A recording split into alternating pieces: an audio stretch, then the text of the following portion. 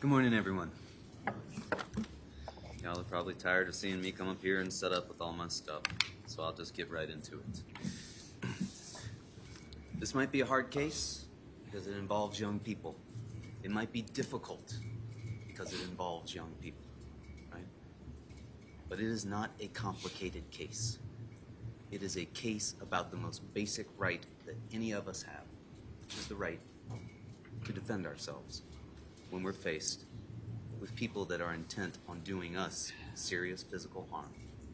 It could be as much as death, serious disfigurement, and all the other things you're going to hear about in that instruction.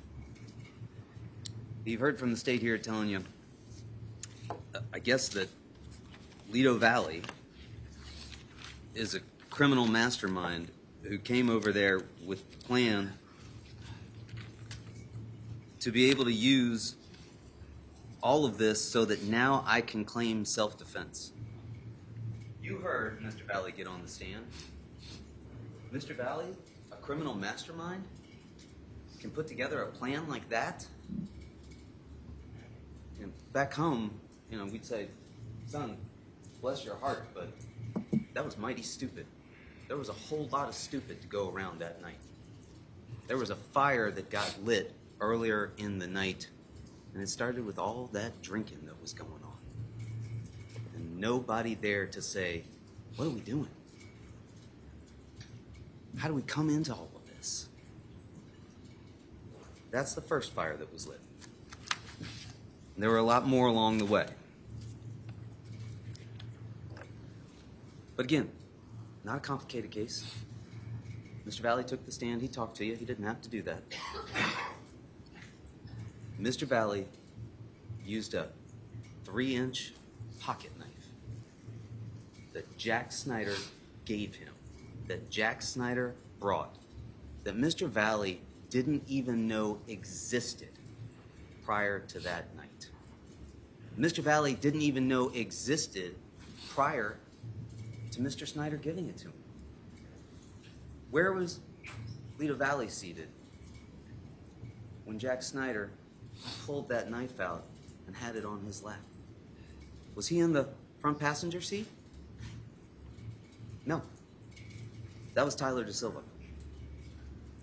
Raul Valle is behind him with Mackenzie Trafficante on his lap. There's no way he can see that knife in Jack Snyder's lap. And Jack Snyder's the one who told you he took that out and put it in his own lap because he was so scared about what was going on. So Raul Valle can't see that knife, doesn't know it exists. Mr. Snyder told you that there was no way that Mr. Valle could have known it was there before. He'd never brought it out. He'd never said to him, hey, I got this knife, let's go riding over to 43 LGD and get a little payback. None of that happened. So it doesn't make any sense when Jack Snyder tells you that Raul Valle asked him for a knife that he didn't even know existed. Now I get it. Maybe some of you want to believe Jack Snyder and Tyler Da Silva. Maybe you say to yourself, gosh, those kids, nice looking kids, they get up here on the stand. Why shouldn't I believe them? Well, ask yourself, why should you believe them over Mr. Valle?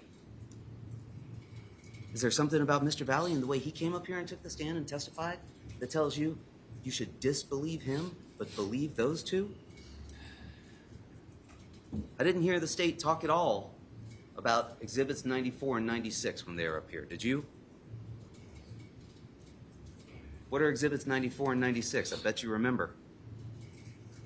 I hope it weighed heavily on your mind. Imagine if I came up here and asked you to believe witnesses. I can't even call them paid witnesses. They have something more valuable than any money they could ever be given. What is more valuable than a complete immunity agreement? Anything? Is there anything that a 18, 19, 20-year-old kid would not come up here and do or say in order to avoid any penalty whatsoever for their actions? Does that bother you? Does that disturb you? It should. Does that sound like justice for all? Does that sound like justice for some? Does that sound like equal justice to you? Gonna give those two kids immunity agreements. Jack Snyder drove the car over there, gives the knife over to my client. Tyler De Silva gets in that same car, rides over there to 43 Laurel Glen Drive, says he's gonna go make peace.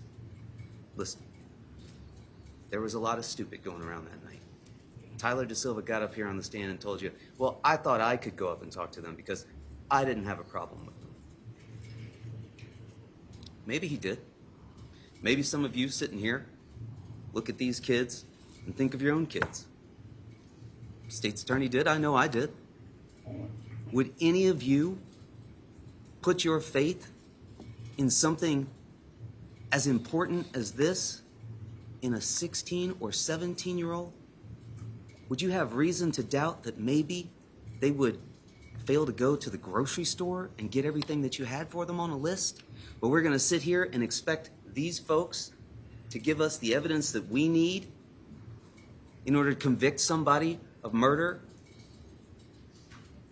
who's charged with the same things that these folks could and should be charged with. They told you that. They know what they're exposed to. I went over it with them. I asked them about it. They know exactly what they're doing when they're coming in here. Jack Snyder's story doesn't make any sense. He gave him the knife because he asked for the knife that he didn't know existed. It's not just implausible. It's not just improbable. It is impossible. You don't ask for something that you don't know exists. He didn't know it existed before that moment. So we watched the Ring video. The Ring video is the 36 Laurel Glen Drive. That's Exhibit 44. You'll have that available to you. You see the car stop. You see Mackenzie get out. She's walking up ahead. Raul's already on the curb, a little ashamed. He's in a bad situation here. Mackenzie's obviously upset with him. She's walking down towards the curb. Tyler De Silva gets out of the front. And then the car stops. And it's there for some time before it drives off. And Mr. Valle told you that's when Jack Snyder threw him the knife and said, just in case. Just in case what? Just in case this situation that I caused over here at 43 Laurel Glen Drive comes running down the street at you, throwing things and hollering things, and I'm about to drive off and leave you? Does that make more sense than, he was pissed off. He was the most pissed off. He was angrier than anybody else there. And he asked me for that knife that he didn't know existed. Jack Snyder has every incentive in the world to make these folks and you promises that he just can't deliver on. He's got no more powerful, there is no more powerful incentive in the whole world than what he's got. What are the terms of that agreement that he was given? He's got to come in here and testify truthfully. But who makes that determination?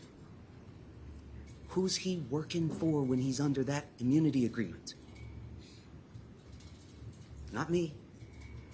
Not you. The state. And what did they all tell you, almost without fail, about what they did before they came in here? They met with the state's attorney a number of times. To do what?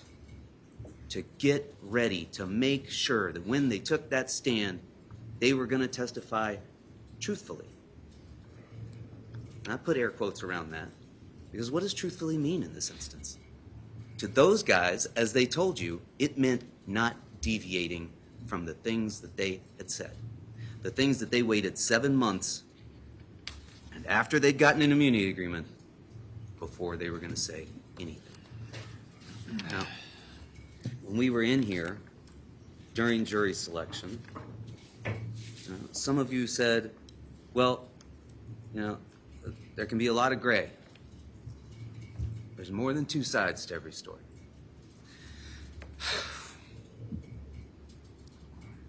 That was a bit of truth. How many sides to a story did we get here? And some of you said, well, a lot of people will lie. And you said that maybe you had a little bit of an idea about what had happened here. You've got way more of an idea now about what happened here. And some of you said, well, I don't expect everyone to testify truthfully. People may want to defend or protect their families. You need more than just common sense to determine credibility.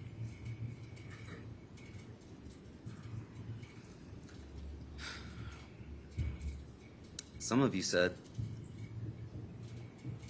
you had an experience with a kangaroo court. And you know what that's like. Don't turn this into a kangaroo court by putting any more weight into the testimony of Tyler Da Silva and Jack Snyder than what it deserves. And it doesn't deserve any more weight than the paper and the ink on which it is written, because that incentive is overwhelming. That's more than just defending your friends or your family. That's defending yourself. And some of you said, if we don't follow the law, our system wouldn't work. It's not here just for one person. It's not here just for a few people. It's here for all of us. And that's right. You all take seats that were laid out for you hundreds of years ago. You come in and you take those seats. And you got to put your sympathy aside. Sympathy for the victim, sympathy for the complainant, sympathy for anybody. It's got no place here.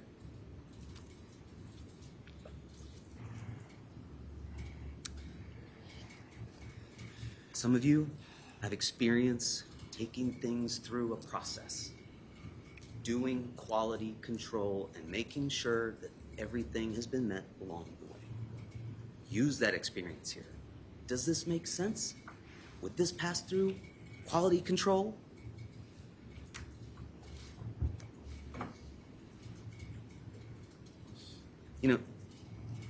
I told you before, some of these witnesses, if not all of them, are promising more than they can deliver. Imagine if somebody tells you something that just can't be true. Somebody tells you they got to make a delivery and it's going to take them an hour and a half to get from here, in the middle of the day, through the city, down to D.C. in 3.5 hours. They're making you a promise because they want you to believe them. They know you'd be really happy if they could actually make that trip, but they can't deliver on that.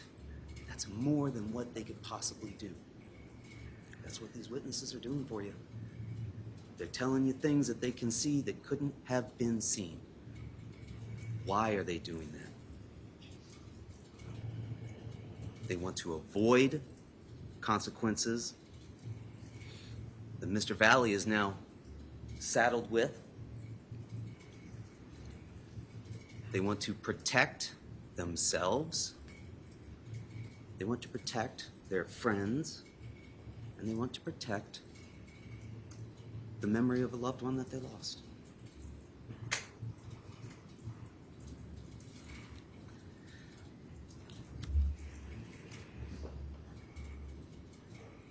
Now, during jury selection, I asked you all if you could be open to the idea of self-defense.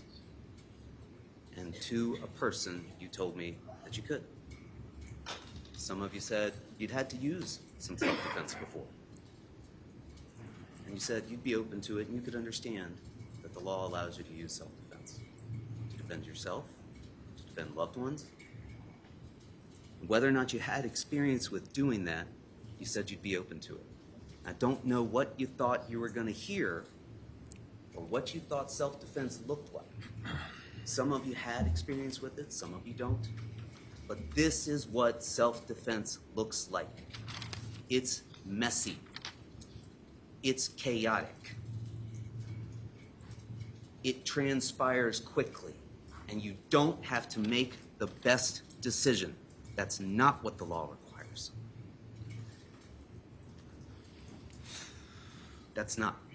It's a higher bar than anybody could be expected to make.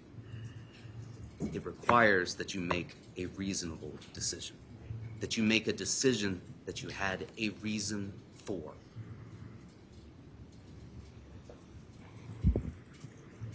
You watch those videos, you know there's a reason for the defense that he used.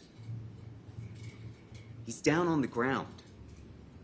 He's getting kicked, stomped, punched, and he's being given no reason to believe that that's going to stop unless he makes it stop. Nobody's saying, that's enough, guys. Everybody up. Just a few licks and then we'll let him go. That didn't happen. What did happen? People joined in the fray. There were at least 15 to 20 people out there, at a minimum. And you know that because if you watch that video, you can count them. Michael Sampieri, Sal Perry, Jacob Villalobos, Matthew Lockovich, Ryan Hines, Ty Wood, Tanner Chernowski, Tommy Connery, Charlie Connery. The list goes on. We heard about all of them. We see some of them. Alex Burnson. Some of them couldn't be identified. Those are at least the people that we can see. And Mr. Valle's down on the ground, getting kicked, punched, can't tell what's going on around him. Ryan Hines is on top of it. And Ryan Hines is punching him in the face. And Ryan Hines tells you, I didn't think he was aiming for me necessarily. Because he wasn't. He reaches in his pocket and he takes out the only thing that he's got there. The only thing at that point that he thinks is going to make them stop, because they've not given him any reason to believe that they're going to do so on their own. And maybe you're thinking to yourself, well yeah, but he said he brought a knife to a fist fight. No, he didn't bring that knife to that fist fight. He had that knife in his pocket because Jack Snyder took it out and threw it to him. And he's got some kids running down the way. He picks it up, sticks it in his pocket.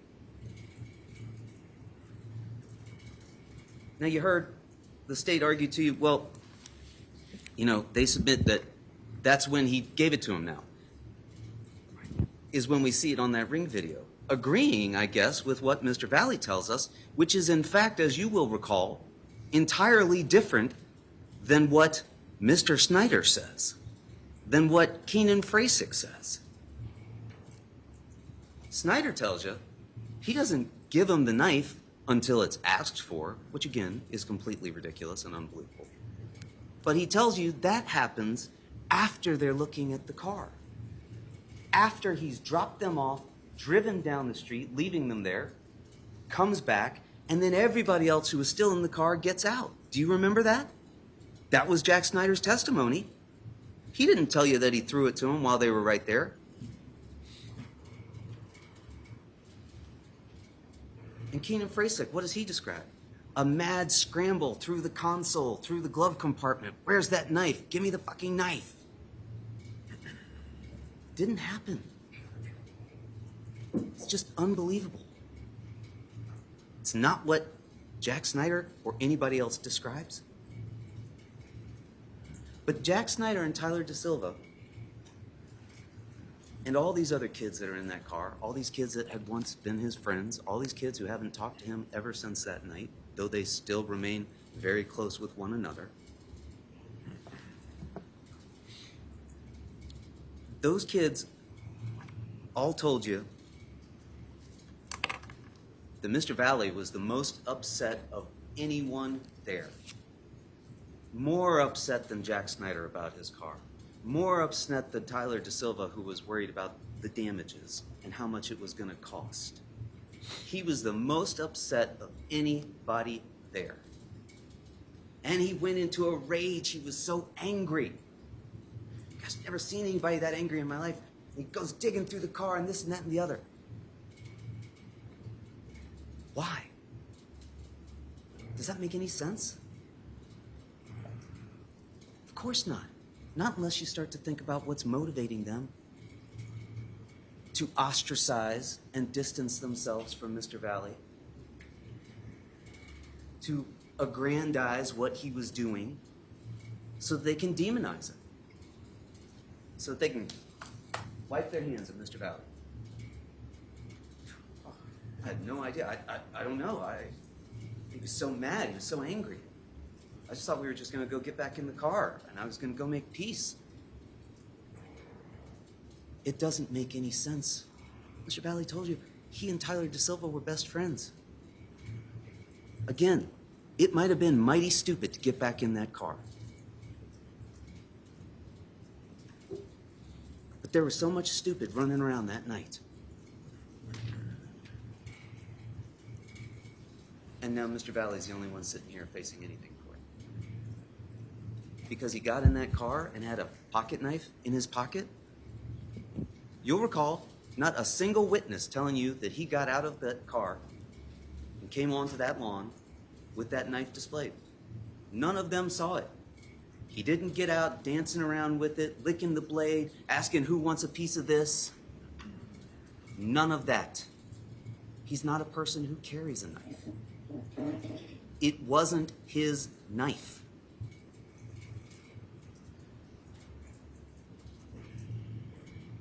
And mind you, one of the charges that you don't hear here is criminal trespassing.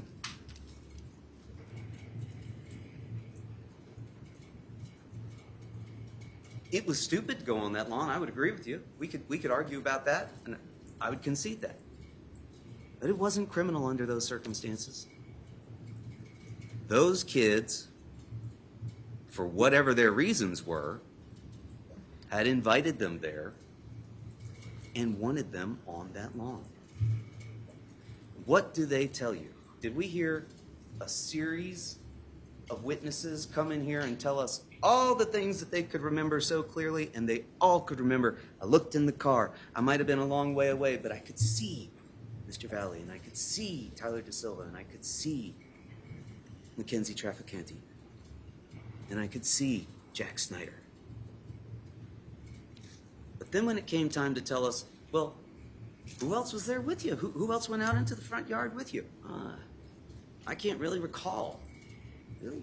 But you told us that all those folks were your friends, lifelong friends, grew up with them from childhood, been over to their homes, so comfortable that when they got to the house, they could walk right up and go in through the Bilko doors. That they could go downstairs, nobody would even blink an eye, right? And when they got down there, they could see their friends, they knew who was there. But then when they all went outside, and do you remember this? It was everyone got up. All of us went together. Oh, really? Who were you beside? Ooh, I can't recall that, actually, now that you mention it. Oh, okay. Well, who was at the car? Some of them told you. You know, there was a couple of us at the car, right? Maybe 3 or 4 of us at the car. Then others told you, no, there was maybe 10 of us that went to the car. And there were others that told you, no, there was more like 15 or 20 of us, and we were all around the car. Some of them told you, I didn't see anybody touch the car. I didn't see anything going on over there. It was peaceful, what I saw. And yet others told you, no, we had our hands on the car. We were rocking it. There was somebody bouncing up and down on the rear bumper. Who? I can't recall. Oh, okay, but you just went through a whole list of folks that you could tell us were there, that you saw downstairs, and you all went out together, so surely you must have seen Tyler Rich by the car. I don't recall. Oh, okay. What about Ty Wood? Where was he? I don't recall. You will have the opportunity to see all the evidence here as long as you want, as many times as you wish. Do a test. Do an experiment. Go through those witnesses. See when they can't remember things and ask yourselves if that's convenient, if it seems like they're protecting their friends. Or ask yourselves, is there something wrong with their memories? Why is it so selective?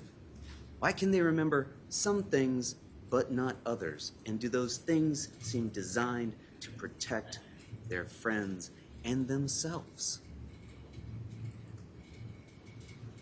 Right? Tyler Rich has got to tell you that he told Tyler De Silva to get the fuck out of here when he sees him on his lawn. Because what he can't come in here and tell you is he didn't tell him get the fuck out of here. He wanted him on that lawn. And he wanted for his friends and him to be able to jump them and get some payback. Because if he tells you that, and if he tells the cops that, then he and his friends could get charged. Maybe they get an immunity agreement. Who knows? But they certainly have to admit to some conduct that is criminal. And they're not gonna do that. They didn't do it that night. To the extent that they came in here and told you things that were different from what they told the cops before. I tried to point that out.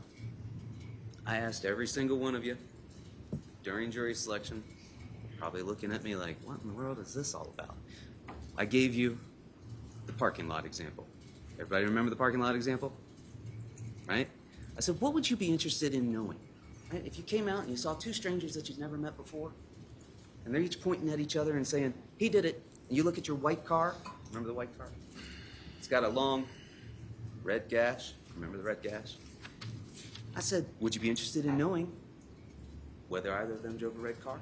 You guys looked at me, you're kind of like, I guess. I said, okay. Would you be interested in knowing whether or not there was any objective, other evidence that you could look at, like surveillance camera footage? He said, yes, that would be interesting to me. And I said, okay. Would you be interested in whether or not there were any eyewitnesses or people who claimed to be eyewitnesses? And you all said, yes, I think I would be interested in that. And I said, would you be further interested in knowing where those people were standing and whether or not it was possible for them to have seen what they claimed to have seen? And you all said, yes. And then I finalized that and I said, and would you be interested in seeing how all of that evidence either aligns or doesn't? And you all said yes. I know you did, because I wouldn't have chosen you otherwise. That's your job, is to look at that evidence. It's my job, based on what you told me, to try and show you those things about the evidence that gives you some doubt about what you're being told. You're being asked to align yourself with Tyler De Silva and Jack Snyder. You're being asked to condone that testimony and accept that and say, I don't have a reasonable doubt about what those two fellas told me. Again, would you trust those two fellas knowing that that had that kind of incentive under any other circumstances where you had a decision as serious as this to make? If they were the two guys, the paid spokespeople, that were telling you about a surgery that you should get, would you want to know what sort of value they were being given to tell you that that was what you needed to do? Of course you would. Would you make a serious decision and not have a reasonable doubt about it on the basis of those two folks? Would you trust that kind of evidence under those circumstances? Of course you wouldn't. Don't start doing it now. Why would you? You'll never forgive yourself if you do that. Don't overlook your reasonable doubts. This system is built on reasonable doubt. It's fundamental. because none of us were there.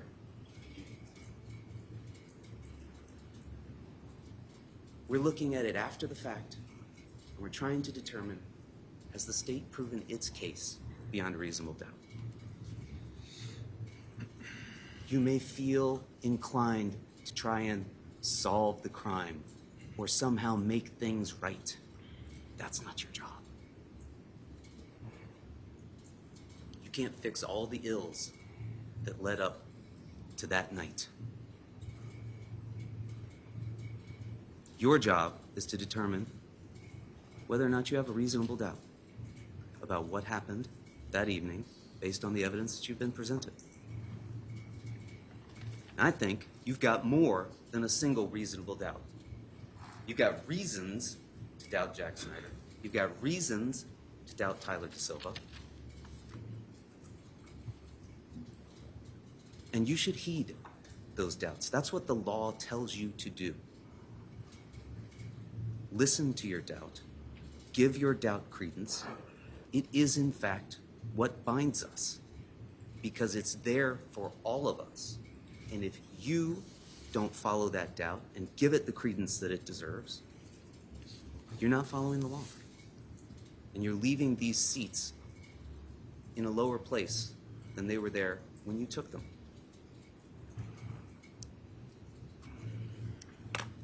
Just as fundamental to our system is the presumption of innocence.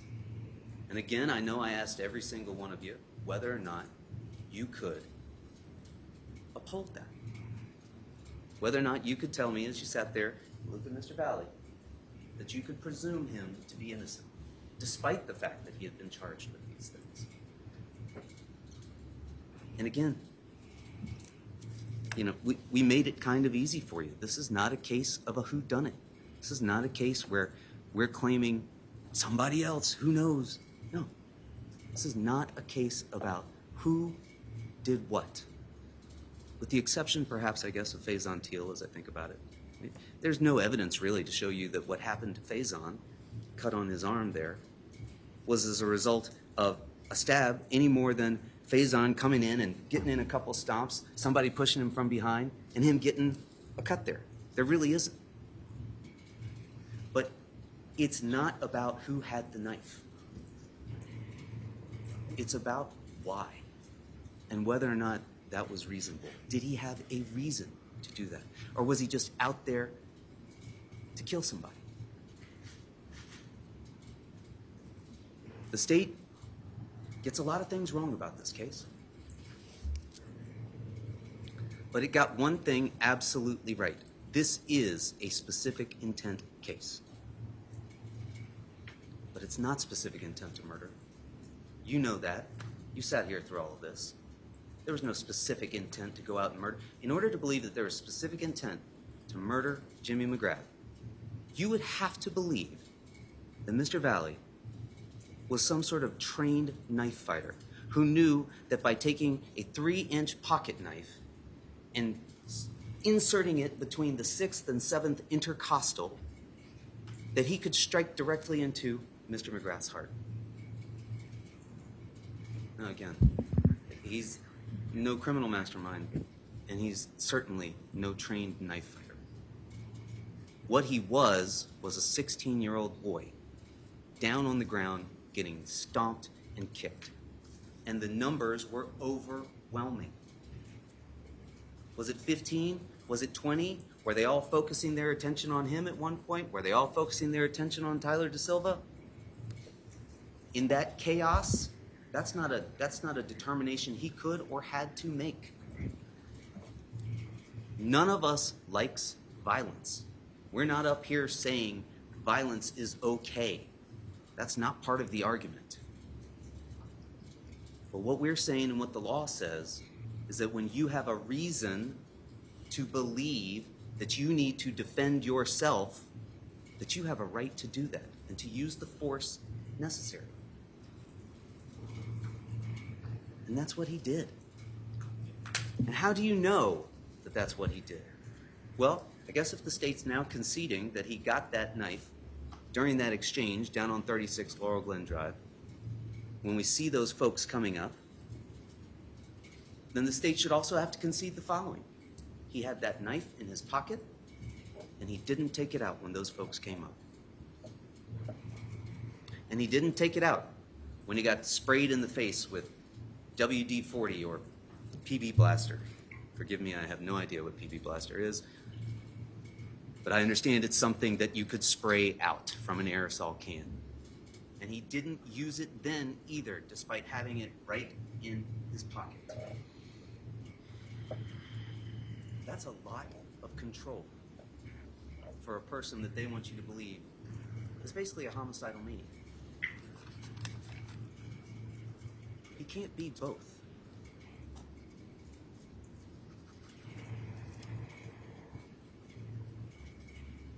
Now, when he's down on the ground, you may recall Ryan Hines telling you, again, I didn't feel like he was aiming at me.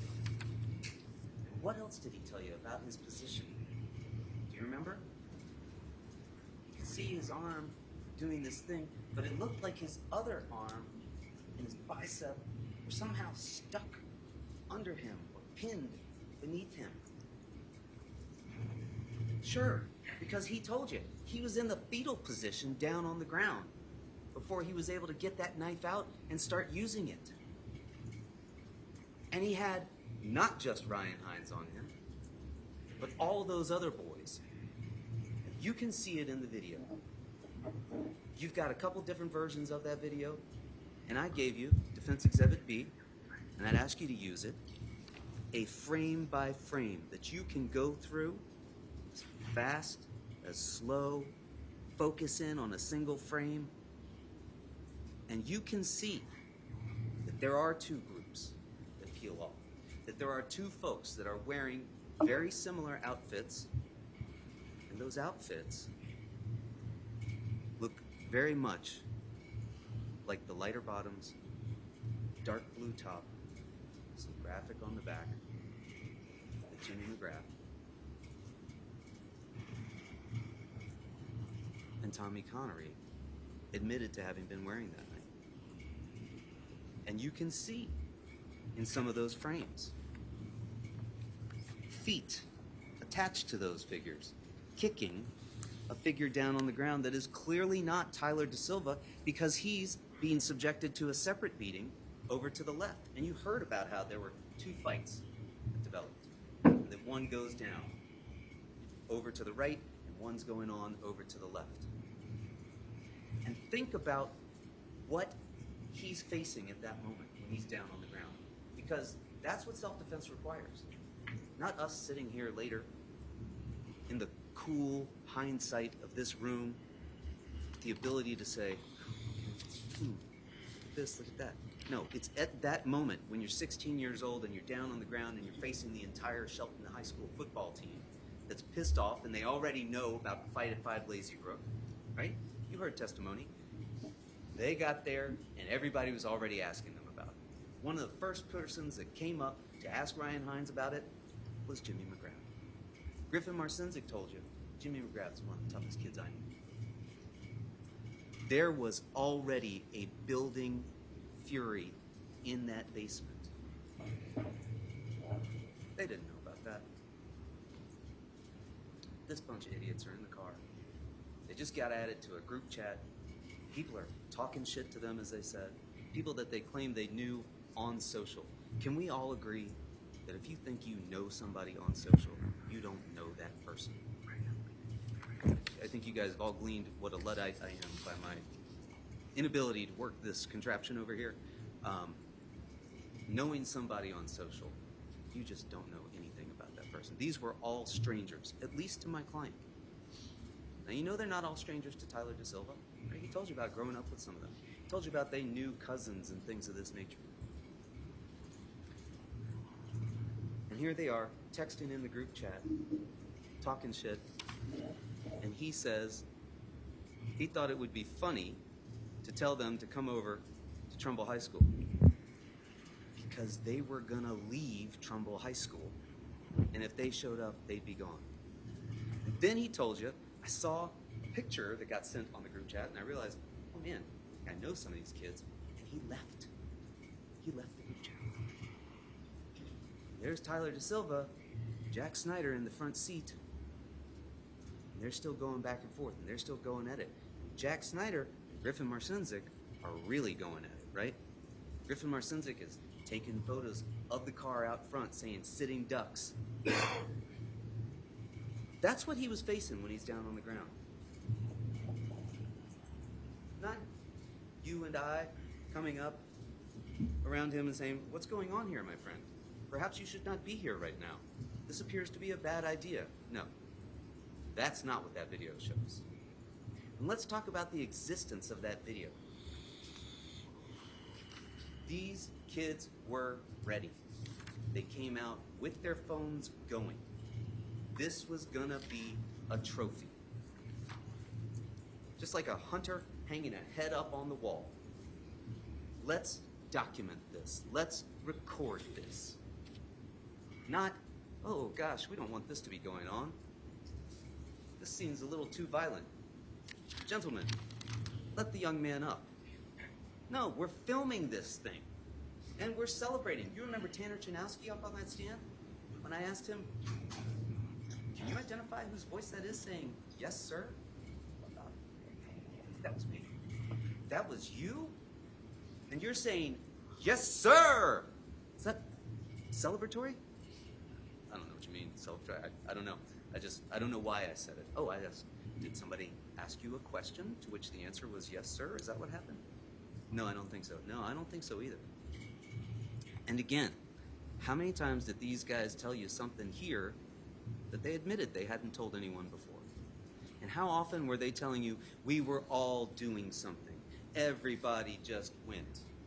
I couldn't see this and that and the other." But then on cross-examination, they would tell you, "Oh, well, yeah, everyone was throwing something, but actually that was me that was throwing something. Everyone was screaming stuff, but actually that was me that was doing that." They wanted to minimize their involvement, generalize what they were doing, anonymize it, and scrub it clean so that they could come in here and tell you, "We were just shocked to find this going on." You know that's not true. If you want to believe that, ask yourselves, why? Why do you want to believe that? Sympathy? Do you have any reason not to doubt that when they tell you that? These are people that are filming a beating, not just one. Ricky Fiola's filming too, right? We just don't have that film. Ricky Fiola's over there, he's got the camera out, he's doing this, and you can see him in some of these freeze frames that they show you, right? He's like this, and you can almost kind of see when he turns over, and he looks at the camera, and the light shines right in his eyes, and boop, you get that little red, and he's kind of like, "Oh shit," right? "Oh, I didn't realize somebody else would be filming me filming."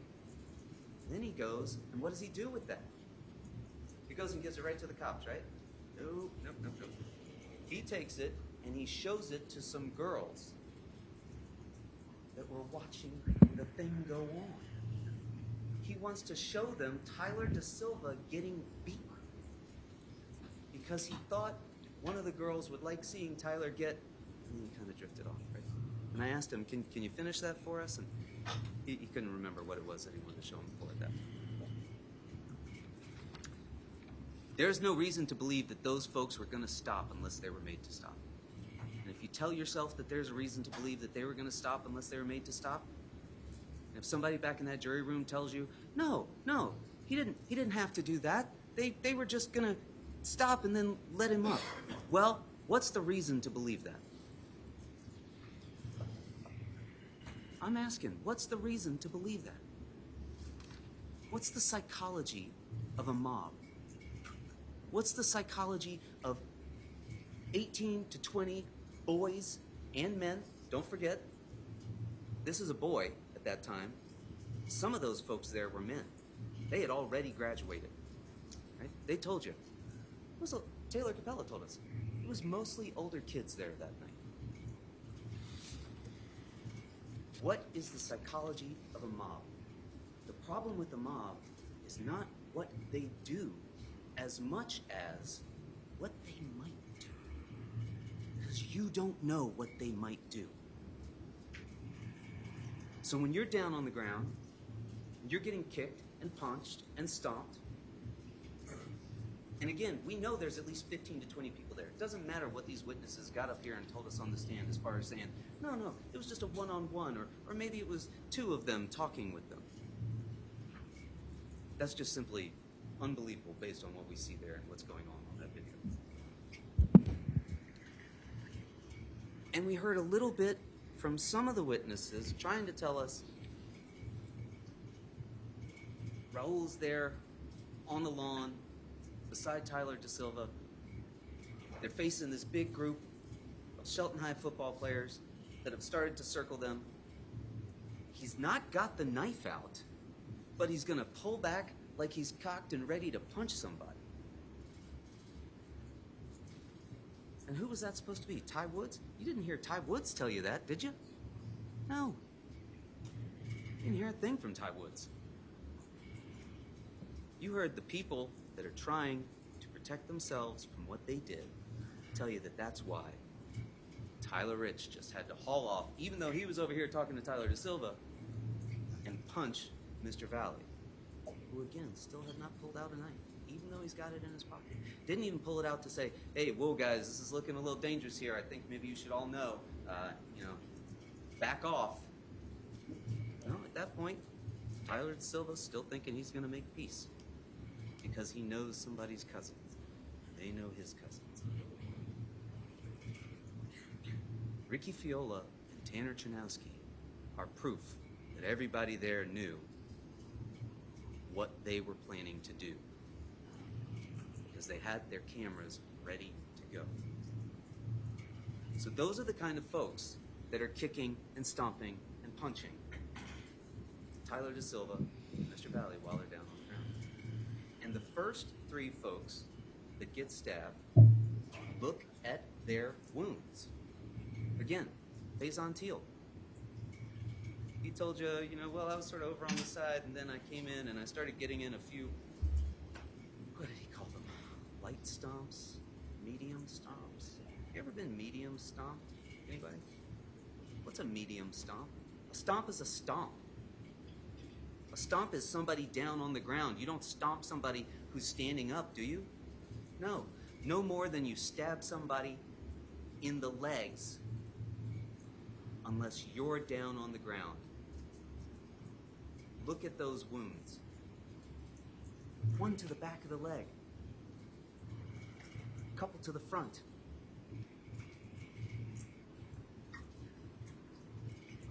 Those are wounds that you give somebody when you're down on the ground. You don't bend down and give a couple here and a little there and let me get one in the back.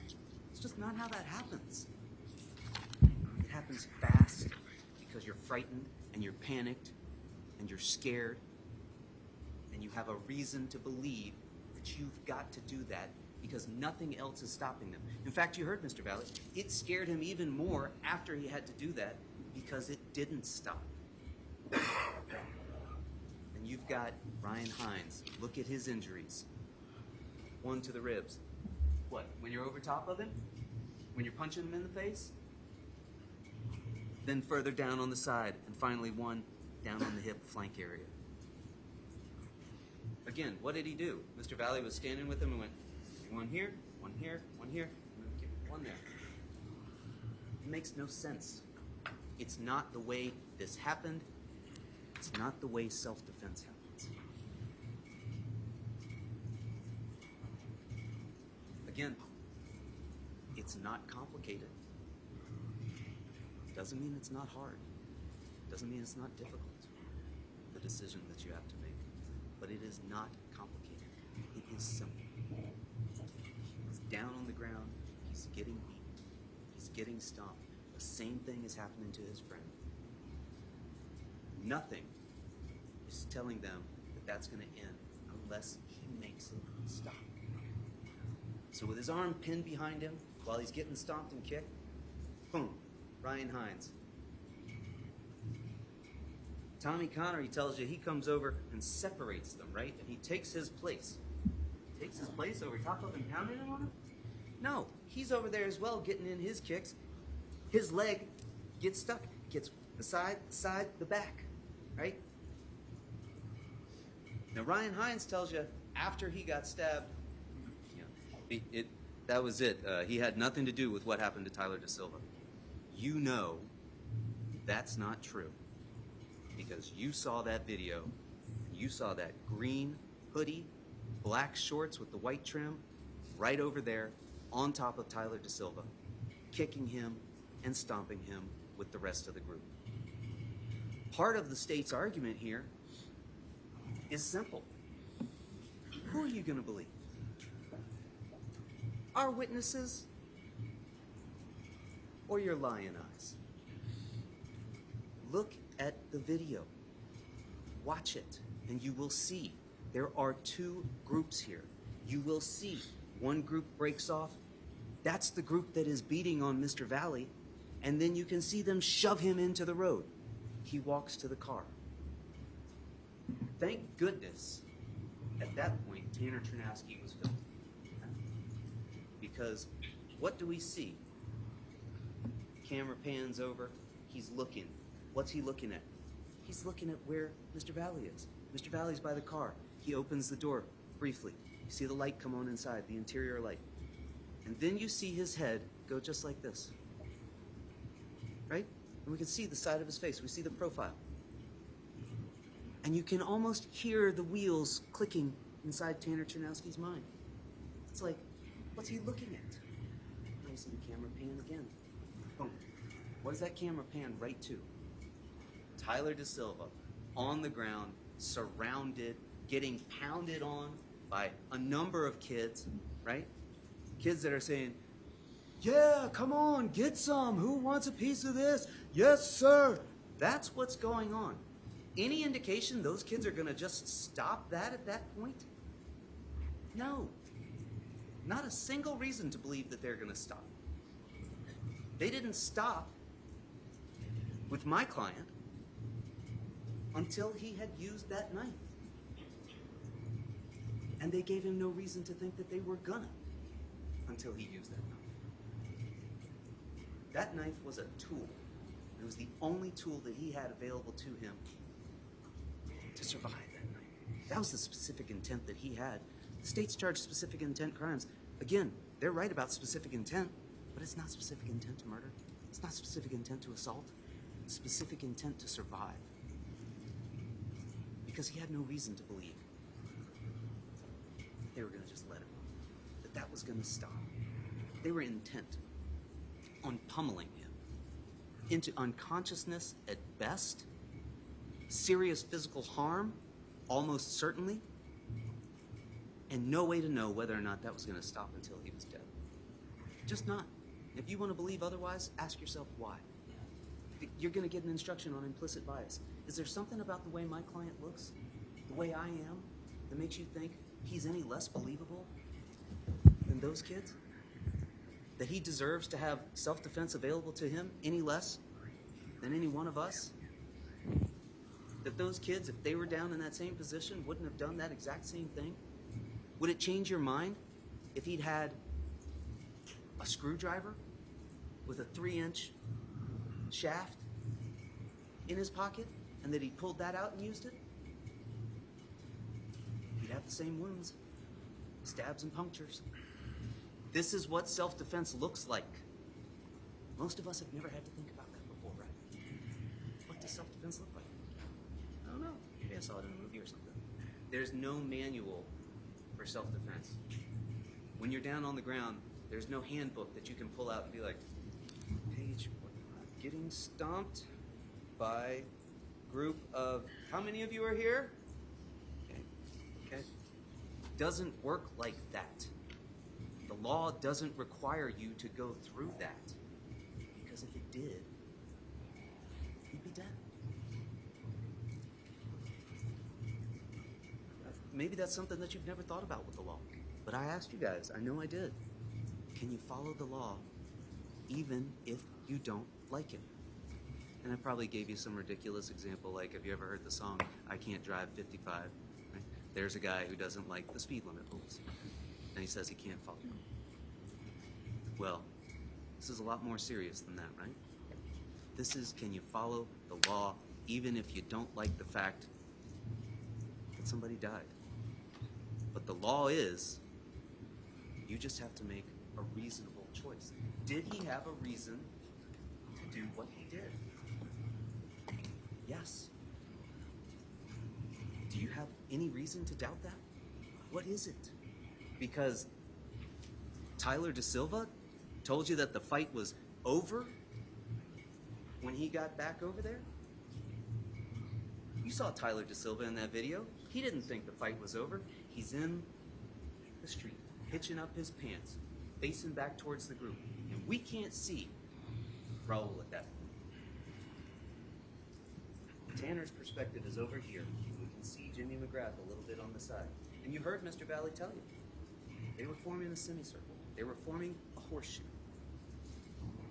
And I asked all of those witnesses who watched that video, where did those kids go? Where was Charlie Connery coming from? Followed by 1, 2, 3, 4, 5 kids. Who were those kids that were following him? One of them was Matthew Lockridge. One of them was Jimmy McGrath. Where were they coming from? Watch that video. Use the frame by frame. Go through that part closely. You'll see exactly where they were coming from. They're coming from just having been involved with the fight with Lito that shoved him out into the grass, out into the street. That's exactly where they're coming from. Now, he didn't have time to identify anybody. He didn't know Jimmy McGrath. That's probably the tragedy, the most tragic thing of this whole thing. These kids are practically strangers, at least when it comes to Mr. Valle, as to all of them. And with a stranger, you can't know. What is that person going to do? You have to make your decisions based on the information that they're giving you at that moment. Again, what's the information that he's got? These are kids that are going to attack the car. These are kids that are going to stomp, kick, punch, gang up on, film it, record it. For what? I asked Tanner Chernowski, why are you recording this? Oh, I don't know. I just do that. And then at some point he admitted to collect memories. He thought this was going to be a memory that he wanted to keep before he knew what the tragic outcome was. But when he thought it was just a beating and an assault that was going to go on, yeah, that was a memory he wanted to collect. That's who Tanner Chernowski is. That's who these other kids were.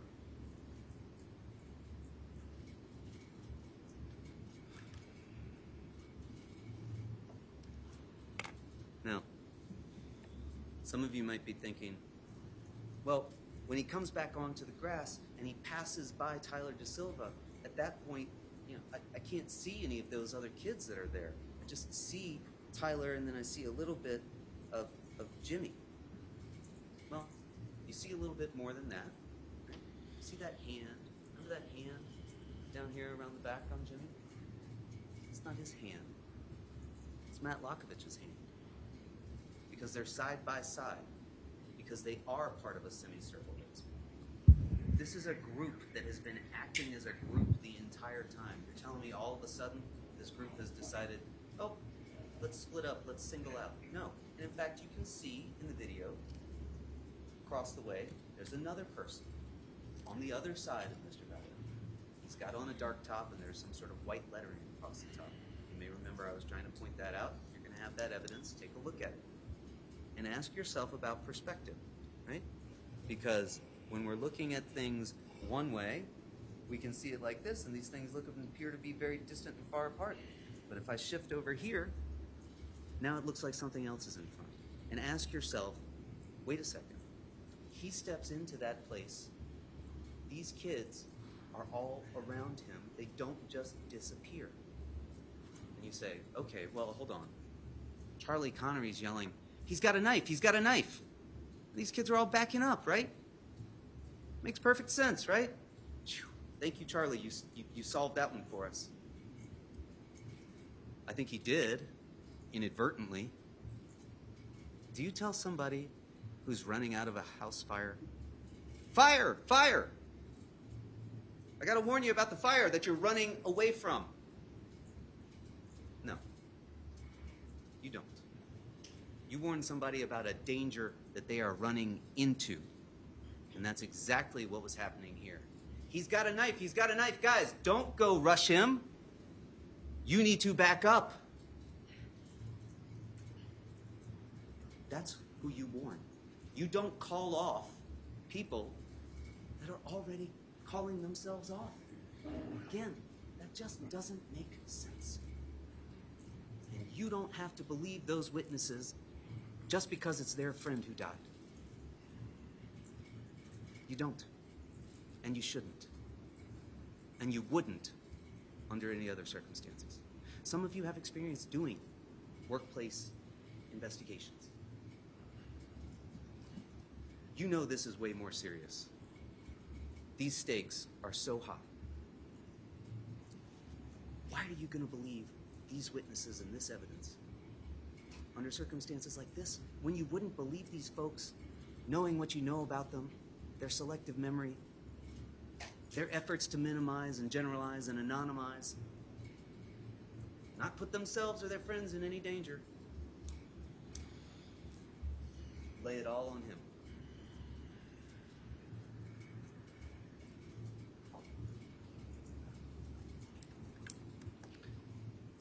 Your duty is to look at this situation, the circumstances that my client faced as they were at that time. It's at least 20 versus 2. It's at least that. Could have been more. Some of these folks told you, oh, well, there's people watching. They're just sitting. They're just watching. Okay. You want to believe that, there's probably nothing I can tell you or should even argue to you. These folks had sprayed WD-40 in his face. These folks, 20 versus 2. That's 40 fists, 40 feet and legs. There's nothing that says the force he uses to defend himself under those circumstances has got to be identical. Just because they have fists and feet doesn't mean he can only punch and kick back. That's not what self-defense requires. It simply requires reasonable. Is it reasonable to use a 3-inch pocket knife that you didn't bring, but that you have in your pocket because your friend gave it to you? Under those circumstances? Of course it is. Look at these wounds. Jimmy McGrath, 1 wound. That's it. He's not trying to stab him over and over and over. He steps into this situation. Look at the amount of time between the time he steps onto the grass. And again, perspective. They want to try and tell you that that kid on the far side of him is not lined up with Mr. Valle. Look at the grass underneath their feet. Valle's on the grass. That kid's on the grass too. The line of the curve goes just like this. You know about horizon and perspective? They're almost side by side, those two kids. The other kids haven't gone anywhere. It's wet. You remember me asking all these kids, is it dark, wet, rainy, misty? I don't remember. You can see it in the video. You can see rain beating on the windows of the cars. Of course it's wet. And you heard Taylor Capella tell us he came onto the grass and he slipped. He spun around. And Mr. Valle told you he got punched. Somebody swung at him. Did you see Matt Lockovich's hand on Jimmy's back? Then all of a sudden it's gone. You can infer what happened there. Matt Lockovich takes a swing at him, and Mr. Valle told you, I just swung. I put everything I had into it. I was terrified. These kids hadn't stopped before when they were stomping me, and I had to use that. They weren't stopping now. Did he have a safe retreat that he could completely and safely retreat? Of course not. Last time that he had tried to get up, these kids tackled him and went down again. And here they were coming again. And we know they were coming again because we hear them being warned. He's got a knife. He's got a knife. Again, you're not telling that to somebody who's not walking towards that danger you're trying to walk them off, who's not rushing towards that person once again. Mr. McGrath is holding the edge. These are all football players, right? They know what it means to hold the edge. He's holding the edge of that horseshoe in that semicircle. He is a threat just as much as anybody else in that mob at that point. Those are the circumstances that Mr. Valle was facing. That's what you have to judge him on. And if you want to believe these kids, look,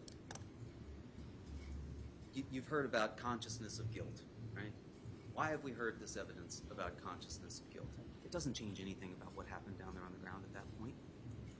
It's just another effort to make my client look like some sort of criminal mastermind.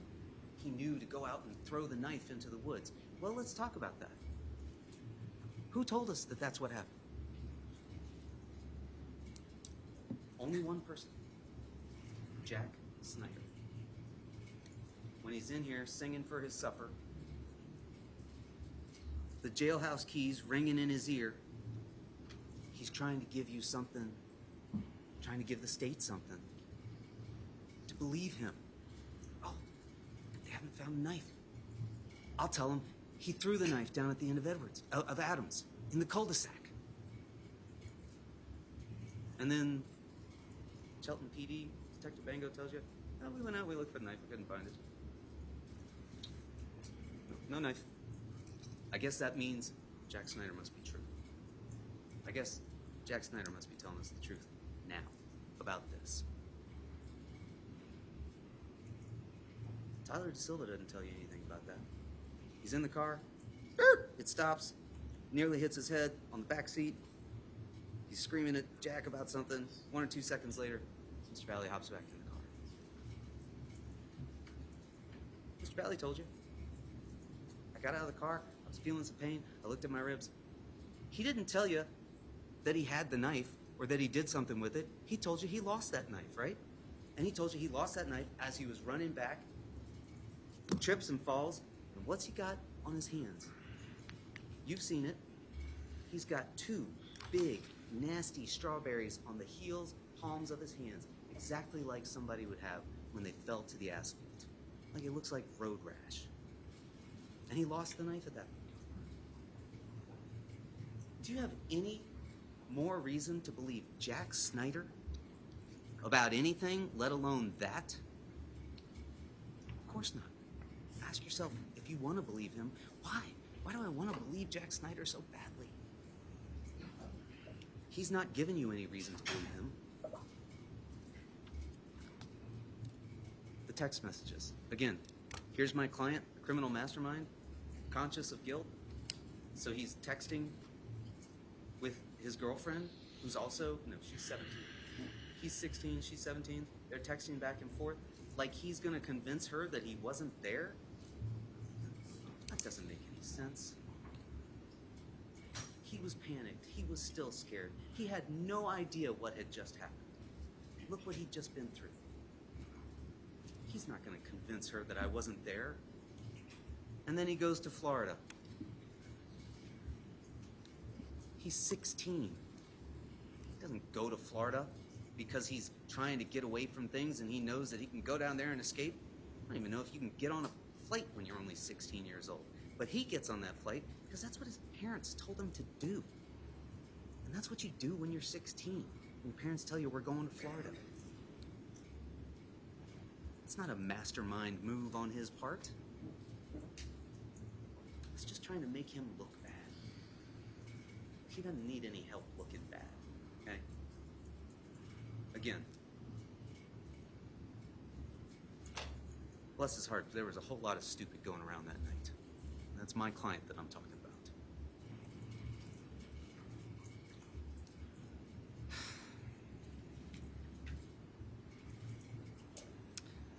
Mr. Valle is no different than any of these other kids. And if you're telling yourself for some reason that you think that he is, ask yourself why. Look at the situation all these kids were in that night. How did they get there? These kids at 43 Laurel Glen Drive were like torches. My client and his friends, they were like straw. Throw those torches in there, put them all together, there's absolutely no way to know what is going to happen as that wildfire starts to catch and goes round on the front lawn of 43 Laurel Glen Drive. But he certainly knew as he was down on the ground that folks weren't stopping with the stomping, they weren't stopping with the kicking and the punching. So he used that knife, a tool to survive. If you're down in the bottom of a hole, dirt's being shoved on top of you, you're going to use a shovel to climb your way out. That's what he was doing that night. You have every reason to believe that.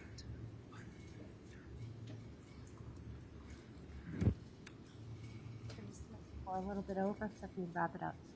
Thank you, Your Honor. Folks, I'm not going to apologize for taking up a little bit more time. I do want to thank you for listening. I hope you will look at that evidence. I hope you will take your time with it. I hope you will all understand this is probably the most important thing you've ever been asked to do in your lives. And I will tell you that the law requires you, despite the tragic ending in this case, the law requires you to find my client not guilty.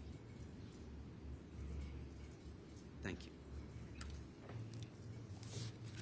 Thank you, Attorney Smith. I am going to go ahead and take a quick break before we continue on with this argument. So we'll stand in recess until 12:15. We'll come back at 12:15. Your Honor.